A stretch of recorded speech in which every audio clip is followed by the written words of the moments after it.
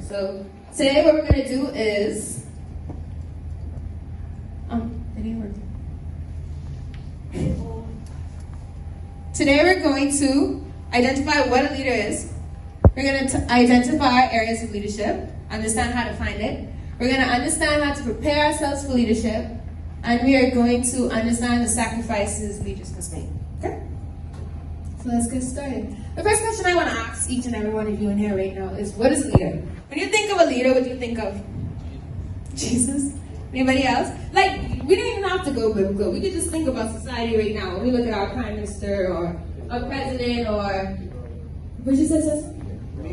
You think of someone who likes to travel? What else? What's the conversation? What do you think of when you think of a leader? Someone who's what? In charge, rich, right? Someone who has a lot of following. A what? Person who stands up. Exactly. So society, when we think about a leader, we think about this person who's in charge. They have a lot of following. They're rich. They're super smart. But as Christians, when we think of a leader, we should think of something totally different. And so before we begin, we're going to clarify what a leader is so we can get a better understanding for each and every one of us in here. So we look at the book of Luke. Okay, the book of Luke chapter 22 verse 24. I'll read it because it gives the definition of what a leader is. And it says, "Then they began to argue among themselves, but who would be the greatest among them? Jesus told them, 'In this world, the king and men lord over the people.'" So that's, the word believes that the leaders are those who rule among the people. I lost the sentence. Okay. "Yet they are called friends of the people. But among you, it'll be different. Among me, among Asia, among Raquel, among Manny, among Joshua, the leader is going to be something totally different." And he said, then he says, "Those who are the greatest among you should take the lowest rank, and the leader should be like a servant." So basically, just to sum it all up, Jesus, when he was speaking to his disciples, he said that the leader should be a servant. So I'm going to ask you this question right now, just like Jesus asked his disciples. And he said, who is more important? The one who sits at the table or the one who serves? Which one? The one who serves? Did you always think that, or you just think that now because Jesus said the leader has to serve? Who are going to be sitting at the table? You ain't going to be sitting at the table? No? So then it says, the one who sits at the table, of course, but not here. For I am among you as one who serves. So Jesus came on earth. He was a great leader, and he served. Now, we talked about what we thought, what society has taught us that a leader is, and we think of people in high positions, people with money, people who are very wise. But those things don't determine who's a leader. And I will go through some that a lot of people believe makes them a lot of features, a lot of characteristics that people believe make people leaders. So the first one is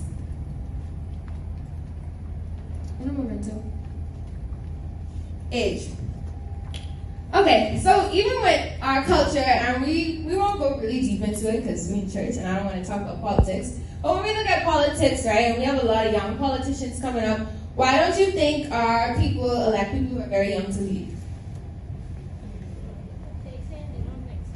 They don't have no experience, right? What else? Well, that's mostly that. They believe that they don't have experience, but I want to ask you something. Do you think with age comes wisdom? Do you think you only gain a lot of wisdom because of your age? No, right? So why should age determine who's a leader? What did you say? It shouldn't, exactly. And even when we look in the Bible, we know that Jesus, when he got lost in the temple and his parents were looking for him, at age 12, he was telling them that I should be about my Father's business. And there's numerous examples of people who started their journey of leadership at a young age. And we'll talk about them right now, like Jeremiah. Jeremiah was 17 years old when Jesus called him to do what he had for him to do. And we also have Samuel, who was 12 years old. And so all of us are older than 12, and we have no excuse why we haven't started our journey for leadership yet. We also have David, who between the ages of 8 and 16 was called to do what he had to do, and we know he became a great judge and a great prophet. So age doesn't determine who's a leader. Popularity doesn't determine who's a leader. I don't care how much followers you have on Instagram. I don't care how little followers you have on Instagram. That does not determine if you're going to be a leader. Because what's popularity for real? If we just define what a leader is, and we said a leader is someone who serves, then popularity does not matter. The next one is family. Your daddy could be the prime minister, your mommy could be the prime minister, your uncle could be the president, but that doesn't mean that that area is where you're supposed to lead. So family has nothing to do with if you're a leader. And neither does perfection. Be honest, be honest, be honest. When we look at the Prime Minister and he makes the slightest mistake, don't we get mad? Because he's in this high position, he's supposed to be in charge of the country, and we forget that he's human because we just put him in a box and say, oh, you're Prime Minister, you have no room to make mistakes. But a leader is not perfect. Just like me and you who wake up every day, try our best to be perfect and still make mistakes. That's the same thing with leaders. So perfection is not a characteristic. Well, it doesn't determine if you're going to be a leader. Let's move on. So there's a few people in the Bible who were not perfect, but God still chose them to be leaders. Do you know any? Anybody in the Bible? Yeah. Who else? I mean, who said that? Do y'all know anybody in the Bible who wasn't perfect, but God still chose them to lead? Is anyone? Michael? David? Samuel? Yeah. Well, I have a huge list, and we'll go over each of them and say why they weren't perfect. So we could begin with Moses. Moses wasn't perfect. Moses had a speech impairment, and Moses was a whole murderer. And God still chose him to go lead and save the people from Israel. Then we have people like Gideon, who was afraid. We have...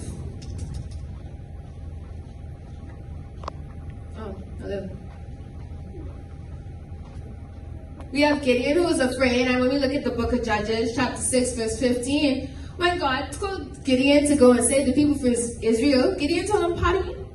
He's like, huh?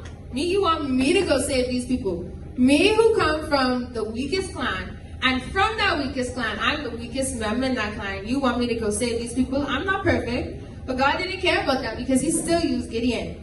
And we have many, many more examples like Samson, who was a womanizer. We have the Samaritan woman at the well who was divorced. We continue on, and I'll speed this up a little bit. We have Jacob, who stole his brother's Esau blessing by tricking his father. We have David, who was a murderer. Jonah, who ran away from God and was put into a whale. Martha, the disciples, and so on, so on, so on.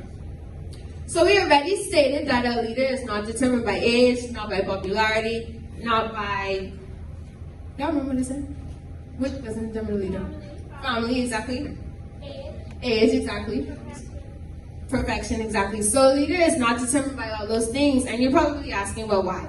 And even if you're not asking why, I'm still going to tell you why.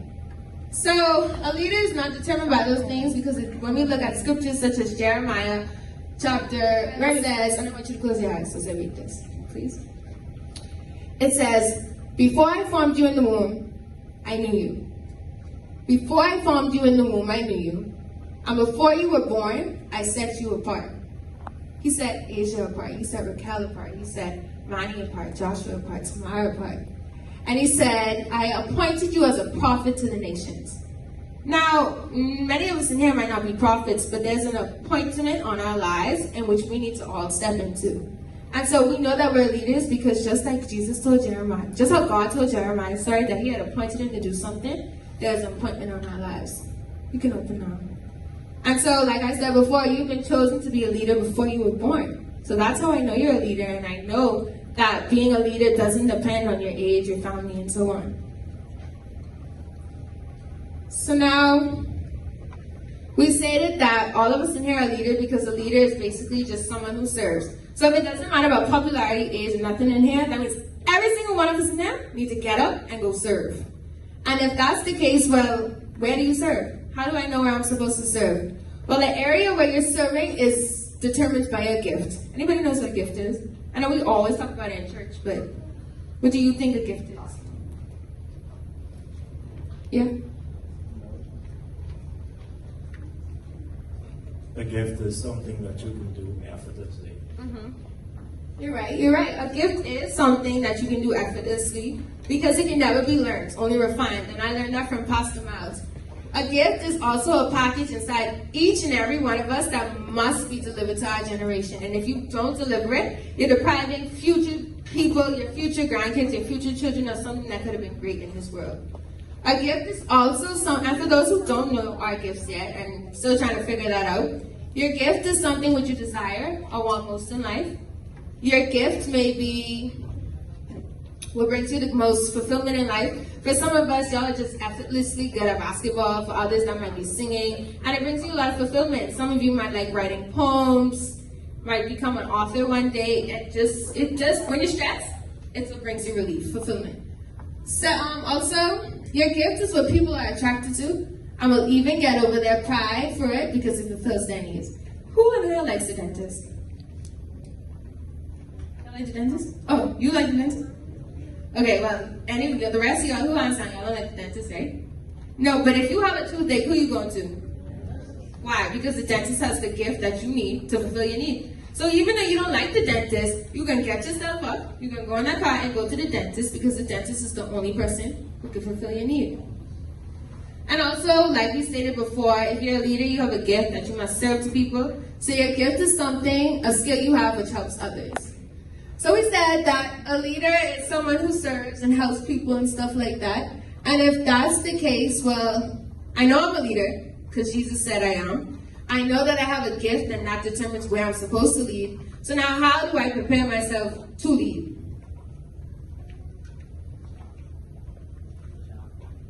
Okay. So to prepare yourself for leadership, you must develop your gift. See, the problem with many of us here, and even myself, is that we expect to become the tree and not want to go through the process that a seed has to go through before it becomes that tree. We compare ourselves to great people who do great things. For some of y'all, and I'm sorry I keep going to basketball, it's just because I got watching him here play. That's what keep coming to my mind. But some of y'all here want to be like Steph Curry, LeBron James, but still just started playing basketball. You gotta allow yourself to grow. You gotta allow yourself to go through all those trials and tribulations, because even though it's gonna hurt and it's gonna be tough, some of the lessons you're gonna learn through that process is what's gonna make you a better person at the end of the day. The champion is never made in the ring. The champion is made during all those extra hours where he has to put in those late nights where they continue working and fighting. That's when the champion is made. You must submit to the right environment. Some of y'all have great gifts inside of y'all, but y'all surround yourself, and even myself, I'm guilty of this. I had to remove myself from some friendships. Some of y'all have some friends who subtract from you, divide from you, and ain't taking you nowhere. You might be a great singer, and you might be a great author. Instead of reading books to develop yourself and stuff like that, they taking you to this party, which you know you're not supposed to be going to. And they telling you, oh, it's fine, you can do this when you get older, enjoy your youth. But no. You start now and you should fulfill what you're supposed to do from young. You must volunteer your gift. Stop trying and expecting money for your gift. Some of y'all are in church and can go up and go and sing. You see how Asian them come and pay and sing? They don't get paid to do that. Some of y'all can collect offering and not expect money. Some of y'all can welcome people at the door. And that might not be entirely what your gift is, but you're in the right environment. So volunteer your gift. And stop expecting money.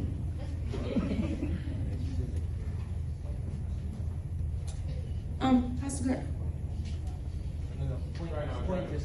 This way.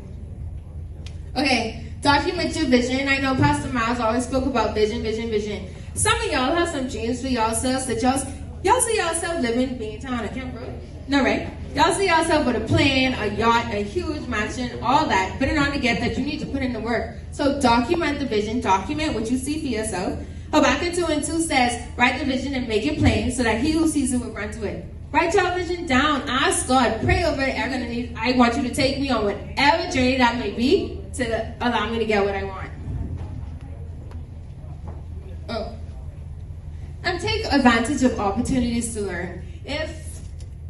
I don't know, but there might be some clubs in y'all school that's only going to develop y'all and make y'all better. And instead of just talking to friends all day, even if it's just one lunchtime, join that club. Take advantage of the opportunities to learn to better yourself. And pray on your gift every day, like I said. Avoid those toxic people who y'all hang around who only divide from you and subtract from you, not help you grow and better yourself. And persevere, y'all. It's going to get so tough. Leadership is a tough thing to go through. Not much people step up and become a leader like they have to be. So you have to persevere. Why?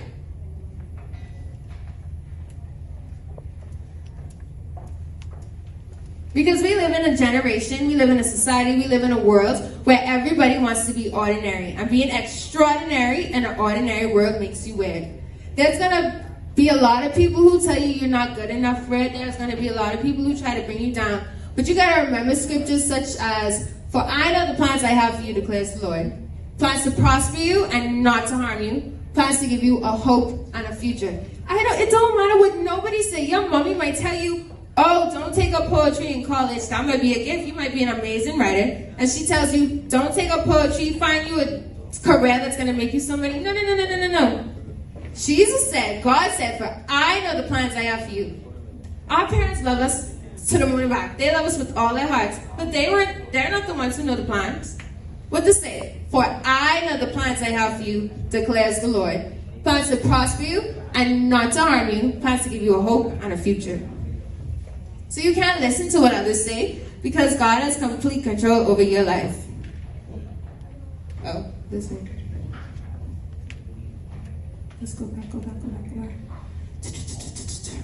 Note that when you go, there's going to be opportunities arise and you're going to be very scared. Like even this opportunity here, I didn't know speaking was my gift, and I believe that it is my gift. My gift was exposed to me when my grandpa passed away. No one ever asked me to speak. I was such a shy child. Like, I didn't have no friends. For true. Like, after school, if anybody told me bye or anything, I would shut them off, turn my back away from them, and I always isolated myself from people. So who would have thought that I'll be here right now speaking to all of you? Because when God calls you to do something, He's going to provide you with the opportunities and the courage and the strength to do it. When He demands for something, He's going to supply you to do it. And when He calls you to do something, whatever He calls out of you, He's going to put in you. So this whole presentation, if only y'all know how much prayers I said to put this together. He gave me this opportunity to speak, so He has to call something out of me, and so He had to put it in me. Let's continue. Okay. It sounds so good to be a leader because, when you do put yourself out there, some rewards are going to come. You're going to make money from your gift in basketball. You're going to make money from your gift of singing. You're going to make money from your gift of writing. And you might be the best writer in the world, the best writer in the Bahamas, the best player, the best singer and all that. But for that leadership position, there's going to be some prices you have to pay. And I know we don't want to, but that's just what leaders have to do. So the first price you're going to pay is rejection.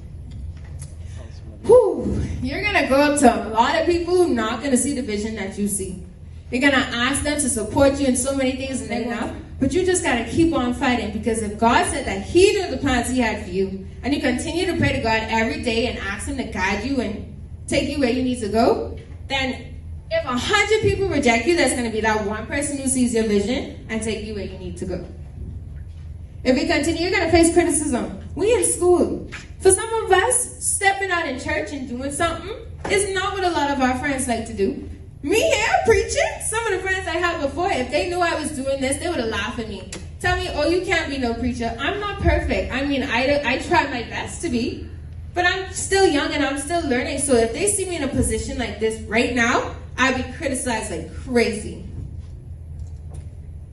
But we gotta remember scriptures like John chapter 15, verse 18. It says that if the world hates you, keep in mind they hated me first. Whatever you're doing for God, you're going to get criticism. That's just the world we live in. But they hated Him first.